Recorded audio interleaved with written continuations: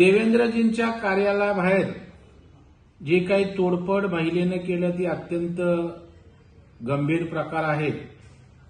खरं म्हणजे या संदर्भामध्ये त्या महिलेची मानसिकता तपासण्याची आवश्यकता आहे की कुठल्या मानसिकतेतनं त्यांनी केलं, की या ठिकाणी काही उद्देशानं कोणी षडयंत्र रचून अशा प्रकारची गोष्ट आपल्या राजकीय अभिनिवेशातनं देवेंद्रजींना टार्गेट करण्याच्या दृष्टीनं किंवा सरकारची प्रतिमा, गृह विभागाची प्रतिमा मलिन करण्याच्या दृष्टीनं केले, याची चौकशी होण्याची आवश्यकता आहे।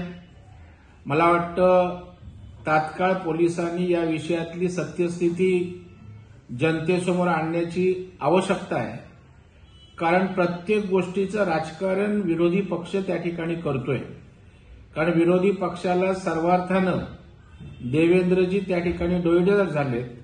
त्यामुळे कधी जातीपातीचं, कधी आरक्षण, राजकीय टीका टिप्पण्या न करता व्हिलन बनवणं, टार्गेट बनवणं हे सुरू आहे।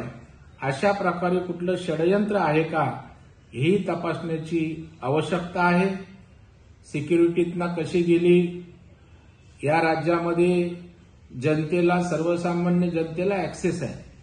सिक्युरिटीने अर्थात तपासला असणार, ती काही शस्त्र घेऊन, रिव्हॉल्वर घेऊन गेली नव्हती, तथापि पास का नव्हता, या सगळ्या गोष्टींची माहिती घेऊन महाराष्ट्रातील जनतेसमोर सत्यस्थिती त्या ठिकाणी येणे आवश्यक आहे, जेणेकरून याचा राजकीय त्या ठिकाणी वापर अशा गंभीर कृत्याचा कोणी करणार नाही।